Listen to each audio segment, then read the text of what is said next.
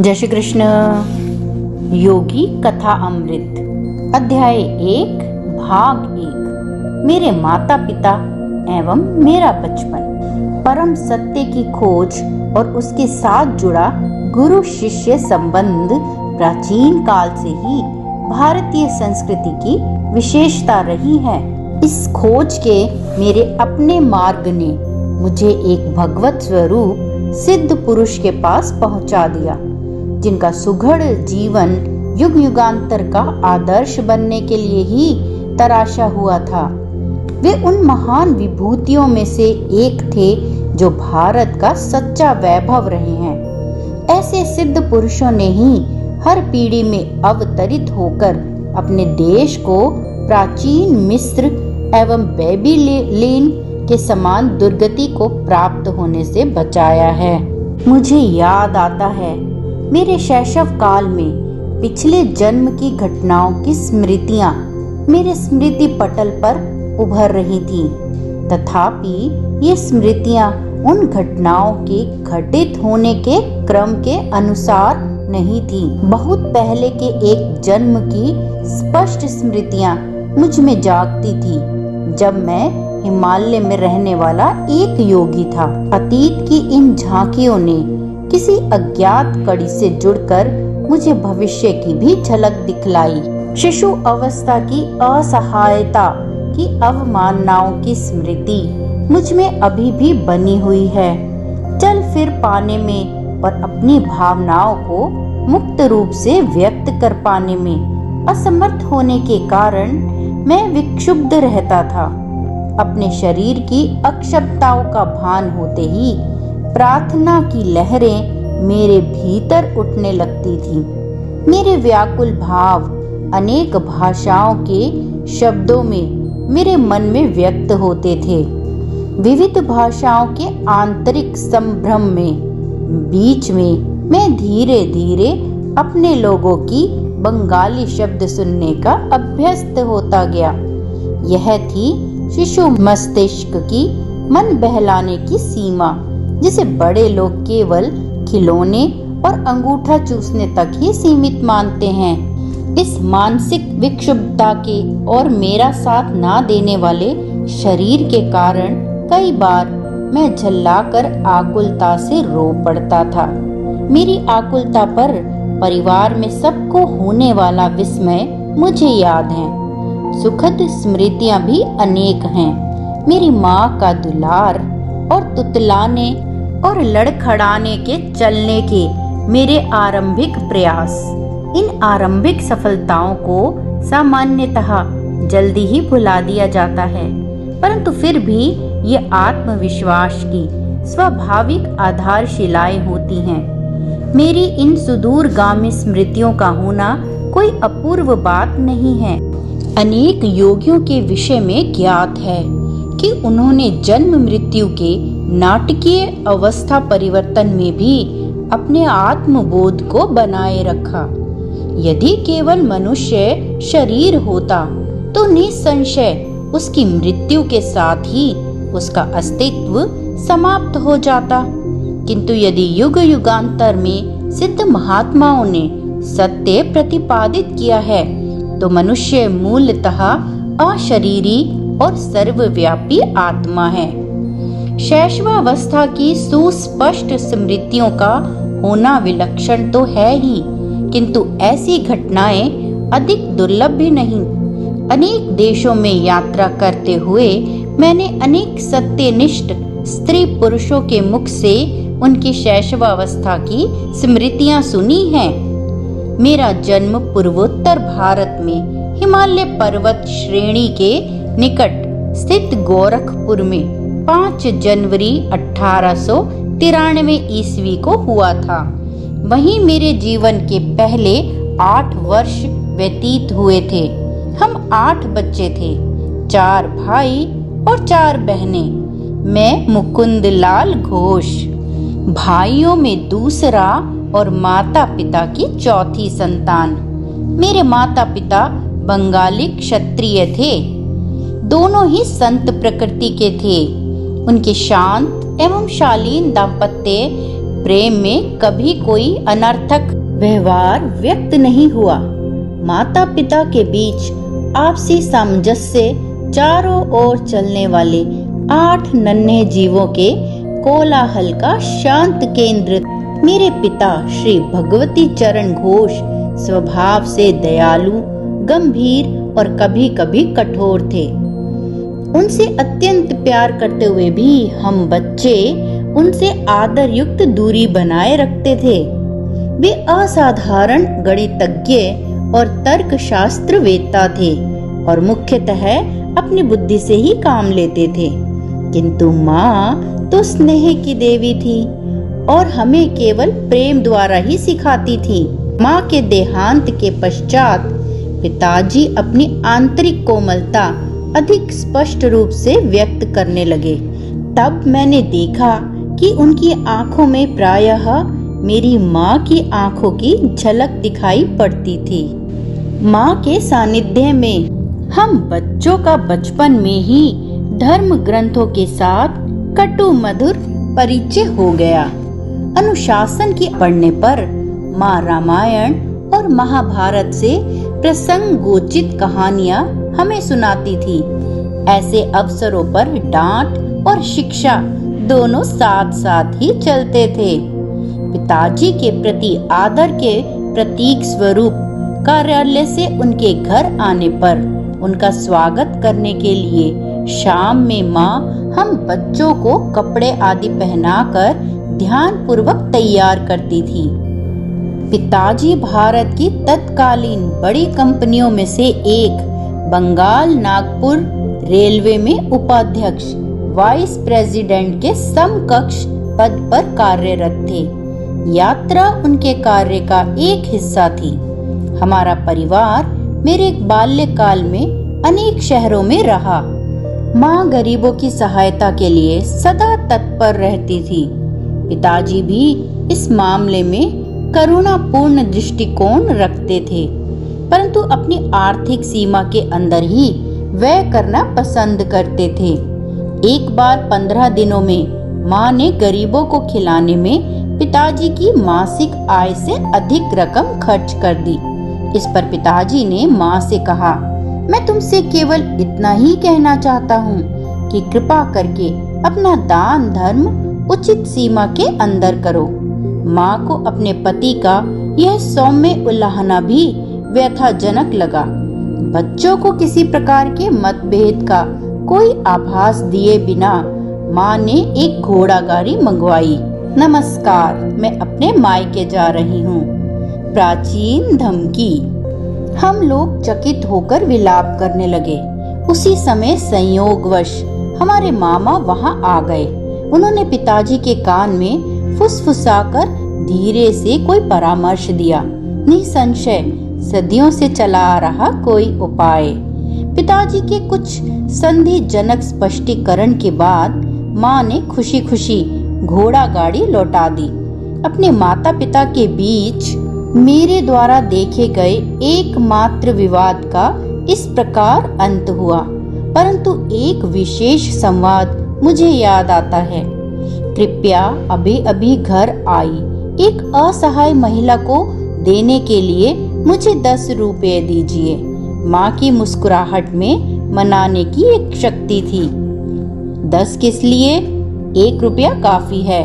पिताजी ने इसके साथ एक औचित्य समर्थन भी जोड़ दिया। जब मेरे पिताजी और दादा दादी की अचानक मृत्यु हो गई, तब मैंने गरीबी को पहली बार अनुभव किया। मीलों चलकर स्कूल जाने से पहले मेरा नाश्ता होता था केवल एक छोटा केला। कॉलेज पहुंचने तक मेरी अवस्था इतनी बुरी हो गई कि मैंने एक धनी न्यायाधीश से मासिक 1 रुपए की सहायता के लिए प्रार्थना की। उसने यह कहते हुए मना कर दिया कि 1 रुपया भी मूल्यवान है। उस 1 रुपए के मना किए जाने की आपको कितनी कड़वी याद है। माँ ने हृदय से तत्काल तर्क उभारा। क्या आप चाहते हैं कि यह महिला भी आपके द्वारा इन 10 रुपयों को मना किए जाने की वैसी ही दुखद स्मृति अपने मन में रखे जिनकी उसे तीव्र आवश्यकता है? तुम जीती। पराभूत पति की सनातन भाव भंगिमा के साथ पिताजी ने अपना बटुआ खोला और कहा, यह लो 10 रुपए का नोट, उस महिला को मेरी शुभकामनाओं सहित दे दो। किसी भी नए प्रस्ताव पर पहले नहीं कह देना पिताजी का स्वभाव था। इतनी सहजता से माँ की सहानुभूति जगाने वाली उस अपरिचिता के प्रति पिताजी का रवैया उनकी स्वभावगत सतर्कता का एक उदाहरण था। तत्क्षण कोई भी बात स्वीकार कर लेने में अनिच्छा वस्तुतः सोच विचार के बाद निर्णय के सिद्धांत का पालन मात्र है। मैंने सदा ही देखा कि पिताजी उचित और संतुलित निर्णय लेते थे।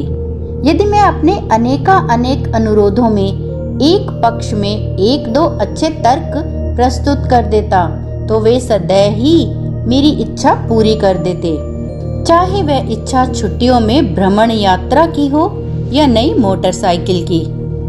अपने बच्चों के बाल्यकाल में पिताजी अनुशासन में उनके साथ दृढ़ता बरतते थे, परंतु स्वयं किसी वैरागी की तरह सरल सात्विक जीवन व्यतीत करते थे। उदाहरणार्थ, वे कभी थिएटर नहीं गए, बल्कि विभिन्न आध्यात्मिक साधनाओं में और श्रीमद् भगवद गीता पढ़ने में ही उन्हें आनंद आता था। उन्होंने सारे सुखोपभोगों का त्याग कर दिया था, यहाँ तक कि वे जूतों की एक जोड़ी का भी तब तक प्रयोग करते थे जब तक कि वह बिल्कुल ही प्रयोग न करने योग्य हो जाए। मोटर कारें साधारण चलन में आ जाने के बाद उनके बेटों ने कारें खरीद ली, परंतु पिताजी प्रतिदिन अपने ऑफिस जाने के लिए ट्रॉमा गाड़ी की सवारी में ही संतुष्ट रहे।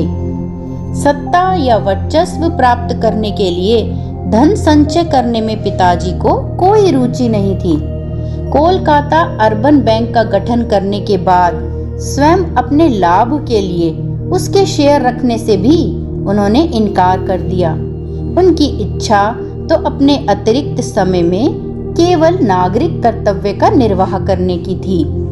पिताजी की पेंशन से लेकर सेवानिवृत्त होने तक कई वर्षों बाद बंगाल नागपुर रेलवे के बही खातों की जांच करने के लिए इंग्लैंड के एक अकाउंटेंट महोदय भारत आए। विस्मित जांच अधिकारी ने देखा कि पिताजी ने उचित समय पर अदा न किए गए किसी बोनस के लिए कभी कोई आवेदन नहीं किया था। उन्होंने कंपनी को बताया, इन्होंने अकेले 3 आदमियों के बराबर काम किया है। पिछली क्षतिपूर्ति स्वरूप इनका 1,25,000 रुपया कंपनी से निकलता है।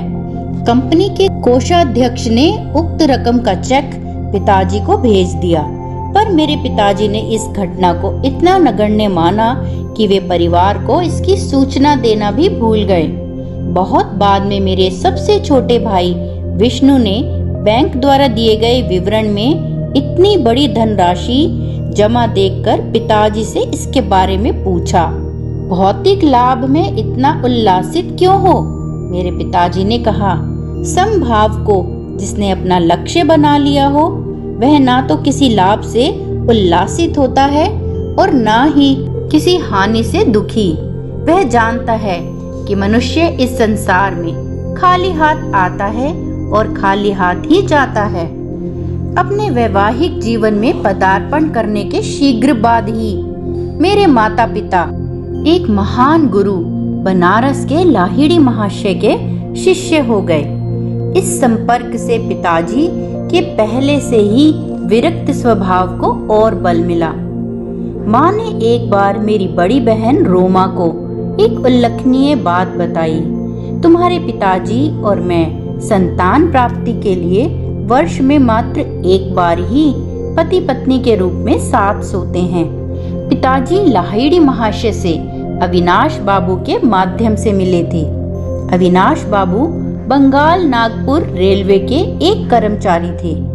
गोरखपुर में मेरे बचपन में अविनाश बाबू मुझे अनेक भारतीय संतों की मन को तल्लीन कर देने वाली कहानियां सुनाया करते थे। वे सदा अपने गुरु की श्रेष्ठ महिमा के विषय में श्रद्धा पूर्वक कुछ न कुछ कहकर ही अपनी कहानी समाप्त करते थे।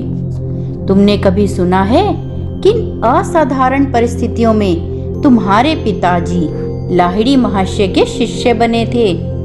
गर्मियों के एक मौसम में एक अलसाए दिन में मैं और अविनाश बाबू मेरे घर के अहाते में बैठे थे।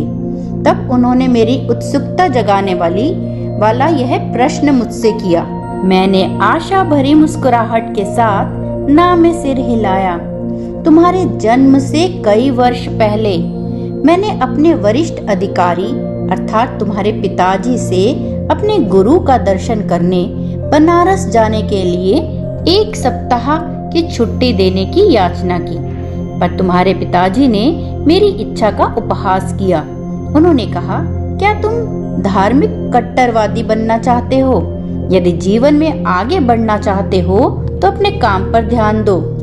झाड़ियों में से गुजरती एक पगडंडी से उस दिन उदास मन लिए मैं घर जा रहा था कि पालकी पर सवार तुम्हारे पिताजी से मेरी मुलाकात हो गई। उन्होंने पालकी और नौकरों को विदा कर दिया और मेरे साथ चलने लगे। मुझे सांत्वना देने के लिए वे सांसारिक सफलता के लिए प्रयास करने के लाभ मुझे समझाने लगे, पर मैं उनकी बातें बेमन होकर सुन रहा था। मेरे हृदय बार बार यही पुकार कर रहा था, लाहिड़ी महाशय, मैं आपके दर्शन के बिना जी नहीं सकता।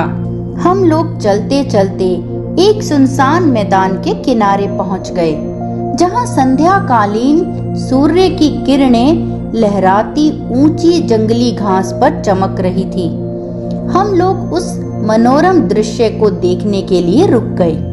वहां उस मैदान में हमसे कुछ ही गज दूरी पर मेरे महान गुरु अकस्मात प्रकट हो गए। उनका स्वर वातावरण में गूंज उठा, भगवती, तुम अपने कर्मचारी के प्रति अत्यंत कठोर हो।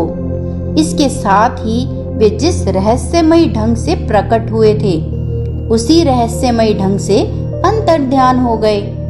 मैं जमीन पर घुटने टेक कर लाहिड़ी महाशय पुकार रहा था। कुछ क्षणों के लिए तुम्हारे पिताजी स्तंभित हो गए। अविनाश, मैं न केवल तुम्हें छुट्टी दे रहा हूँ, बल्कि वाराणसी जाने के लिए मैं स्वयं भी छुट्टी ले रहा हूँ। तुम्हारी सहायता करने के लिए जब चाहे अपनी इच्छा के अनुसार प्रकट होने की शक्ति रखने वाले इन महान लाहिड़ी महाशय के दर्शन मुझे करने ही होंगे। मैं अपनी पत्नी को भी साथ लूंगा और इन महान गुरु से प्रार्थना करूंगा कि वे हमें अपने आध्यात्मिक पथ में दीक्षित करें। क्या तुम हम दोनों को उनके पास ले चलोगे? अवश्य। अपनी प्रार्थना के इस चमत्कार पूर्ण उत्तर को पाकर और घटनाओं के इतने शीघ्र अनुकूल मोड़ लेने पर मेरा मन आनंद से गदगद हो गया।